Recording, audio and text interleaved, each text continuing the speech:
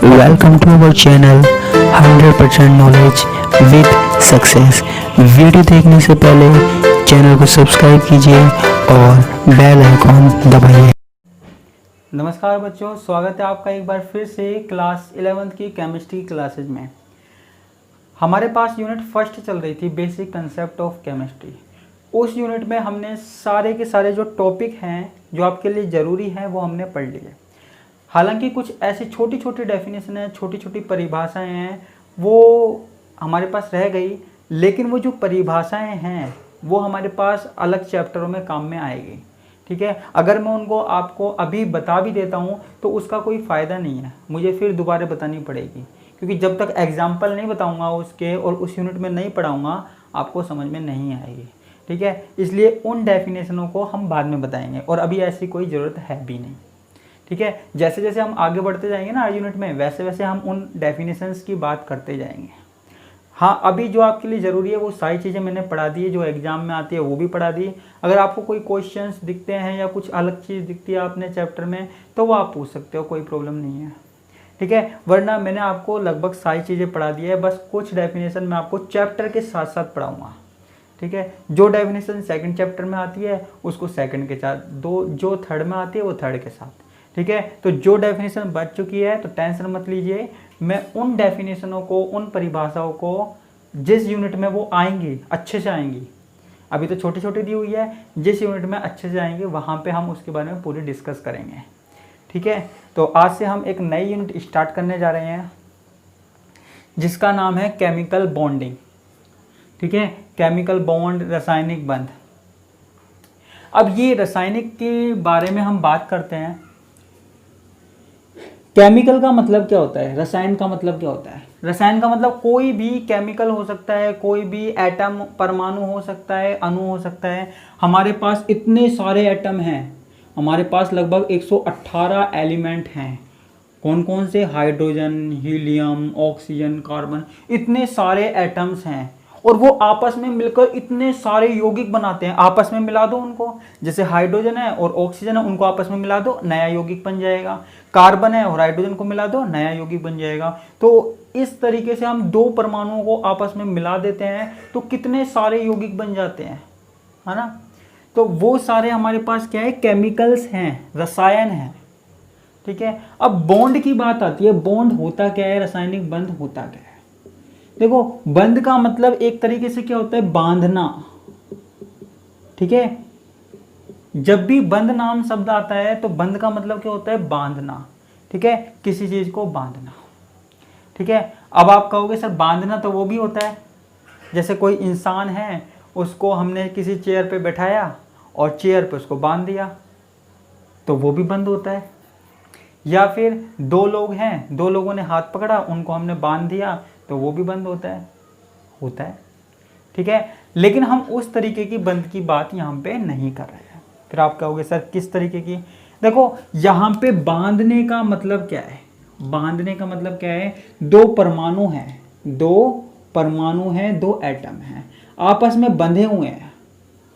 ठीक है, आपस में बंधे हुए हैं। ठीक है, अब देखो, कोई दो चीजों को बांधते हैं तो हम किस चीज से बांधते हैं? रस्सी से बांधते हैं। रस्सी से बांधते हैं या फिर किससे बांधते हैं? कोई डोरी से बांधते हैं। तो क्या सिर्फ वही बंध है? उसके अलावा कोई बंध नहीं है? उसके अलावा भी बंध है। कैसे? आप घर से स्कूल जाते हो और स्कूल से घर आते हो। ठीक है, आप स्कूल से घर ही क्यों जाते हो? आप कहोगे सर कैसी पागल वाली बात कर रहे हो, स्कूल से घर ही तो जाएंगे, और कहाँ जाएंगे हम? और कहाँ जाएंगे? और कौन सा सहारा है हमारा? आप स्कूल से घर इसलिए जाते हो क्योंकि आपका घर वालों से क्या है? एक तरीके का बॉन्ड है, एक तरीके का बॉन्ड है, एक तरीके का बंध है, एक तरीके का ये लगा लो प्रेम है, प्यार है, प्रेम है घर वालों से, तो इसलिए आप घर जाते हो। कहीं और प्रेम होगा तो वहाँ जाओगे। ठीक है, लेकिन आप घर जाते हो। ठीक है, या फिर आप स्कूल में बैठते हो, दो बच्चे एक साथ बैठे हैं, दो लड़के एक साथ बैठे हैं, दो लड़की एक साथ बैठी हैं। अब टीचर ने क्या किया? उनको अलग अलग बैठा दिया। क्यों? क्योंकि वो शैतानी करते थे। लेकिन जब पीरियड लगा और अगली क्लास हुई तो वो स्टूडेंट उठकर वापस से उसी स्टूडेंट के पास आ गया जिसके पास से उठाया था। क्यों भाई उसके पास क्यों आ गया? क्योंकि उनके बीच में क्या है, बॉन्डिंग है, उनके बीच में बॉन्ड है। बॉन्ड का मतलब सिर्फ बांधे रखना नहीं है, बॉन्ड का मतलब सिर्फ बांधे रखना नहीं है, बॉन्ड का मतलब है आकर्षण।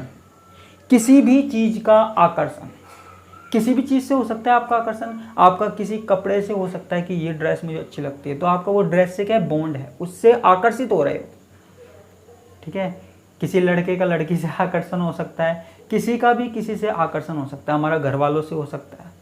ठीक है, तो इसी तरीके से हमारे पास दो परमाणु आपस में क्या है, बंधे हुए हैं। ठीक है, किसकी सहायता से? कोई आकर्षण बल काम कर रहा है बीच में। ठीक है, कोई आकर्षण बल काम कर रहा है, कोई अट्रैक्शन फोर्स काम कर रहा है। ठीक है, अब देखो यहां पे जो परमाणु हैं, दो परमाणु हैं आपस में आकर्षण बल से बंधे हुए हैं। वो आकर्षण बल किसके कारण है? इलेक्ट्रॉनों के कारण।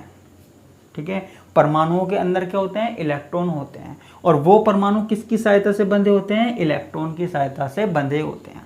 इसलिए उनमें क्या काम करता है? आकर्षण बल काम करता है।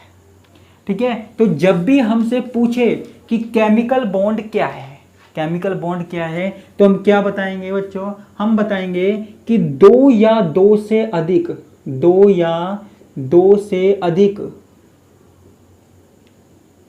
परमाणुओं के मध्य लगने वाला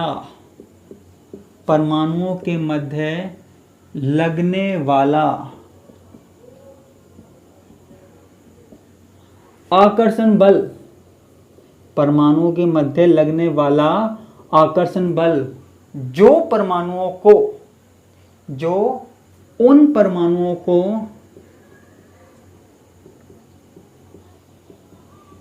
एक समूह में बांधे रखता है, परमाणुओं को एक समूह में बांधे रखता है। ठीक है, बांधे रखता है, वो हमारे पास क्या कहलाता है? रासायनिक बंध कहलाता है, केमिकल बॉन्ड कहलाता है। ठीक है, सिंपल सी बात है, दो परमाणु हैं आपस में किसकी सहायता से बंधे हुए हैं? आकर्षण बल की सहायता से। ठीक है, उनमें किसी प्रकार का अट्रैक्शन फोर्स है, आकर्षण बल है, तभी वो आपस में बंधे हुए हैं, और इसको हम कह रहे हैं रासायनिक बंध, केमिकल बॉन्ड। ठीक है, तो उम्मीद करता हूं ये परिभाषा आपको समझ में आ गई होगी। अब जो रासायनिक बंध है वो दो प्रकार के होते हैं, रासायनिक बंध दो प्रकार के होते हैं। आप कहोगे कौन कौन से? बताते हैं भाई। तो रासायनिक बंध दो प्रकार के होते हैं, एक तो होता है प्रबल बंध, स्ट्रॉन्ग बॉन्ड, और एक होता है हमारे पास दुर्बल बंध, दुर्बल बंध। जो बॉन्ड है, जो बंध है, वो दो प्रकार के होते हैं, एक तो प्रबल बंध और एक दुर्बल बंध। ध्यान से सुनना। अब आप कहोगे प्रबल बंध कौन सा होता है? प्रबल बंध यानी कि कोई ऐसा बंध जिसको आसानी से ना तोड़ सके। ठीक है, दो परमाणु है हमारे पास, दो परमाणु हैं आपस में क्या है, जुड़े हुए हैं, आपस में जुड़े हुए हैं, और इस बंध को अगर हम नहीं तोड़ पाए, अगर इस बंध को हम नहीं तोड़ पाए, या फिर इस बंध को तोड़ने में ज्यादा ऊर्जा लगे, इस बॉन्ड को, इस बंध को तोड़ने में ज्यादा ऊर्जा लगे, तो ऐसा जो बंध है, ऐसा जो बॉन्ड है, वो क्या कहलाता है बच्चों? प्रबल बंध कहलाता है, स्ट्रॉन्ग बॉन्ड कहलाता है। ठीक है, उम्मीद करता हूँ ये परिभाषा आपको समझ में आई होगी कि ऐसा बंध जिसको तोड़ने में ज्यादा ऊर्जा लगे वो प्रबल बंध कहलाता है। ठीक है, अब आप कहेंगे दुर्बल बंध, तो दुर्बल बंध इसका उल्टा, यानी कि जिस बंध को आसानी से तोड़ा जाए, जिस बंध को आसानी से तोड़ दिया जाए और बंध को तोड़ने में ज्यादा ऊर्जा भी नहीं लगे, जिस बॉन्ड को, जिस बंध को तोड़ दिया जाए और उस बॉन्ड को तोड़ने में ज्यादा ऊर्जा भी नहीं लगे और टाइम भी ज्यादा ना लगे, तो ऐसा जो बंध है, ऐसा जो बॉन्ड है, वो दुर्बल बंध कहलाता है बच्चों। ठीक है, तो बंध दो गए, प्रबल बंध और दुर्बल बंध, स्ट्रॉन्ग फोर्स और स्ट्रॉन्ग बॉन्ड और वीक बॉन्ड। ठीक है, तो ये बंध हो गए दो। ठीक है, तो इनकी मैंने बात करी, इनको मैं मिटा देता हूं। उम्मीद करता हूं यहां तक एक एक चीज आप क्लियर कर रहे होगे। देखो ये इस यूनिट की पहली क्लास है, तो आपसे उम्मीद करता हूं एक भी टॉपिक को आप मिस मत करना, और एक एक छोटी छोटी डेफिनेशन को देखना। मैं हर चीज बताऊंगा, और जो डेफिनेशन नहीं आए, जिस दिन नहीं आए, एक छोटा सा शब्द भी आपको समझ में नहीं आए तो मुझे मैसेज कर देना, मैं आपको बताऊंगा, अगली क्लास में बताऊंगा, चाहे मैसेज में बताऊं चाहे अगली क्लास में बताऊंगा, लेकिन बताऊंगा जरूर, बीच में नहीं छोड़ूंगा। ठीक है, अब जो केमिकल बॉन्ड है वो रासायनिक बंध है। ठीक है, मैंने क्या बात की, दो प्रकार के होते हैं, कौन कौन से, प्रबल और दुर्बल। प्रबल और दुर्बल, प्रबल जो आसानी से नहीं टूट सके और दुर्बल जो आसानी से टूट सके। अब जो हमारे पास प्रबल बंध है, जो स्ट्रॉन्ग बॉन्ड है, ठीक है, वो कौन कौन से होते हैं, जैसे आयनिक होता है, कौन सा होता है, आयोनिक होता है, या आयनिक भी बोल सकते हैं। ठीक है, आयनिक होता है, सॉरी, सह संयोजक हो सकता है। डरिए मत, मैं इनकी डेफिनेशन भी बताऊंगा, कुछ ने पढ़ी हुई होगी कुछ ने नहीं पढ़ी होगी, मैं बताऊंगा। आयनिक हो सकता है, सह संयोजक हो सकता है, उप सह संयोजक हो सकता है, ठीक है, या फिर धात्विक बंध भी हो सकता है, धात्विक बंध भी हो सकता है। तो प्रबल बंध ये हो सकते हैं। ठीक है, और दुर्बल बंध में कौन सा आता है, वांडर वाल बंध आता है।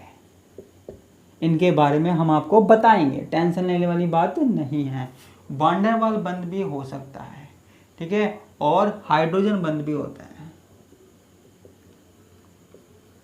ठीक है, तो ये हमारे पास क्या होगा, स्ट्रॉन्ग बॉन्ड हो गए, जिनको तोड़ने के लिए ज़्यादा एनर्जी चाहिए, ज़्यादा ऊर्जा चाहिए। और ये हमारे पास वीक बॉन्ड है, जिनको तोड़ने के लिए ज़्यादा ऊर्जा नहीं चाहिए, बहुत कम एनर्जी चाहिए। ठीक है, तो ये इनकी बात हो गई हमारे पास।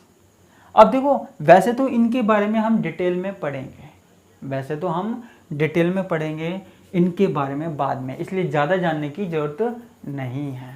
ठीक है, लेकिन फिर भी आप ज़्यादा जानना चाहते हो तो आप ये देखिए, देखो सह संयोजक बंध क्या होता है, इसकी हम बात करते हैं। दो परमाणु हैं हमारे पास, दो परमाणु हैं, आपस में क्या कर रहे हैं, आपस में इलेक्ट्रॉनों का साझा कर रहे हैं। एक इलेक्ट्रॉन इस परमाणु ने दिया, एक इलेक्ट्रॉन इस परमाणु ने दिया। ठीक है, तो आपस में क्या कर रहे हैं, इलेक्ट्रॉनों का साझा कर रहे हैं। तो जब इलेक्ट्रॉनों का साझा होता है दो परमाणु के बीच में, और उसके बाद कोई बॉन्ड बनता है, तो उसको हम कहते हैं सह संयोजक बंध। ठीक है, समझ में आया, दो परमाणु हैं, आपस में इलेक्ट्रॉनों की शेयरिंग कर रहे हैं या इलेक्ट्रॉनों का साझा कर रहे हैं। ठीक है, मान लो दो लोग हैं, मान लो दो लोग हैं ए और बी, आपस में क्या कर रहे हैं, बिजनेस कर रहे हैं, आपस में बिजनेस कर रहे हैं। तो क्या किया, एक ने 5 लाख मिलाए, एक ने 5 लाख मिलाए। ठीक है, और दोनों ने 5-5 लाख मिलाकर क्या किया, बिजनेस कर लिया, बॉन्ड बना लिया। ठीक है, उपसह संयोजक, उपसह संयोजक का मतलब है दो परमाणु हैं आपस में, दो परमाणु हैं आपस में, दोनों क्या कर रहे हैं, आपस में बॉन्ड बना रहे हैं। या फिर आप ये देखिए कि दो इंसान हैं ए और बी, आपस में बिजनेस करना चाह रहे हैं। अब एक के पास तो पैसे हैं, एक के पास नहीं है, तो मान लीजिए जैसे 10 लाख रुपए चाहिए बिजनेस के लिए, तो 10 के 10 लाख रुपए किसी एक परमाणु ने ही दिए। ठीक है, तो ऐसे बंध को हम क्या कहते हैं, उपसह संयोजक बंध। हालांकि यहाँ पे भी इलेक्ट्रॉनों का साझा हो रहा है, लेकिन यहाँ पे किन्हीं दो परमाणु में से केवल एक ही इलेक्ट्रॉन, किन्हीं दो परमाणु में से एक ही इलेक्ट्रॉन, वो एक ही परमाणु इलेक्ट्रॉन दे रहा है। ठीक है, दो परमाणु में से एक ही इलेक्ट्रॉन परमाणु देने का काम कर रहा है। ठीक है, और यहाँ पे दो परमाणुओं में जो दोनों परमाणु हैं वो समान इलेक्ट्रॉनों का साझा कर रहे हैं, एक ये एक ये। इसके बारे में हम आगे बात करेंगे। ठीक है, और यहाँ पे आयनिक में क्या होता है, आयनिक में एक परमाणु दूसरे को अपना पूरा का पूरा इलेक्ट्रॉन दे देता है, पूरा का पूरा इलेक्ट्रॉन दे देता है। अब पूरा का पूरा इलेक्ट्रॉन दे देता है, जो इलेक्ट्रॉन दे देता है उसके ऊपर आ जाता है प्लस, और जिसको इलेक्ट्रॉन मिलता है उसके ऊपर आ जाता है माइनस। ठीक है, और हमारे पास क्या बन जाते हैं, आयन। ठीक है। जिनके ऊपर प्लस चार्ज दिखाई देता है, माइनस चार्ज दिखाई देता है, उनको हम क्या बोलते हैं? आयन।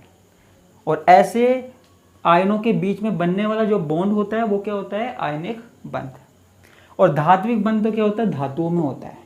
और वान डेर वाल्स बंध और हाइड्रोजन बंध, ये हाइड्रोजन बंध हाइड्रोजन के कारण होता है। इनके बारे में हम इसी यूनिट में डिटेल में पढ़ेंगे, मैंने जल्दी जल्दी में बता दिया, ठीक है। लेकिन अभी ये मत सोचिए कुछ समझ में आया या नहीं आया। समझ में आया तो अच्छी बात है, नहीं समझ में आया तो और भी अच्छी बात है, क्योंकि हम इन्हें और भी डिटेल में पढ़ने वाले हैं, ठीक है बच्चों। अब मैं इसमें छोटी सी बात करना चाहूँगा आपके सामने, आपका ज़्यादा टाइम नहीं लूँगा, इसलिए ध्यान से देखना आप। इसमें यह है कि परमाणु जो है, परमाणु बंध क्यों बनाते हैं? आपके लिए क्वेश्चन है, परमाणु बंध क्यों बनाते हैं?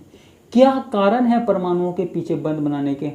परमाणु बंध क्यों बनाते हैं? ठीक है, हमने मान लिया परमाणु बंध बनाते हैं, हमने मान लिया परमाणु केमिकल बॉन्ड बनाते हैं, रासायनिक बंध बनाते हैं, लेकिन परमाणु बंध क्यों बनाते हैं? क्या कारण है परमाणु का बंध बनाने का? ठीक है, तो इसका जो आंसर है वो क्या है? स्थायी रहने के कारण, स्थायी रहने के कारण, ठीक है। तो परमाणु बंध किस लिए बनाते हैं? स्थायी रहने के कारण। आप कहेंगे सर ऐसा कैसे? देखो सीधी सी बात है, अगर आपसे कोई पूछे कि आप खाना क्यों खाते हैं, पानी क्यों पीते हैं? जिंदा रहने के लिए। तो ऐसे ही ये भी स्थायी रहने के लिए, जिंदा रहने के लिए बंध बनाते हैं, उसके बिना इनका काम नहीं चलता, ठीक है। जैसे आपका खाना खाए बिना, पानी पिए बिना काम नहीं चलेगा, ऐसे ही इनका बॉन्ड बनाए बिना काम नहीं चलेगा। बॉन्ड बनाएंगे तभी ये स्थायी रह सकते हैं, नहीं तो नहीं रह सकते, ठीक है। इसके बारे में और भी हम डिटेल से बात करेंगे, ठीक है, लेकिन कल की क्लास में। लेकिन आप मुझे ज़रूर बताना कि ये समझ में आया या नहीं आया, ठीक है। चाहे कमेंट बॉक्स में बता देना, चाहे कैसे भी बता देना, ठीक है, जिससे मैं आगे उसी हिसाब से आपको पढ़ा सकूँ, ठीक है बच्चों। इसी के साथ मैं आपसे विदा लेता हूँ। धन्यवाद, नमस्कार, टाटा, बाय बाय।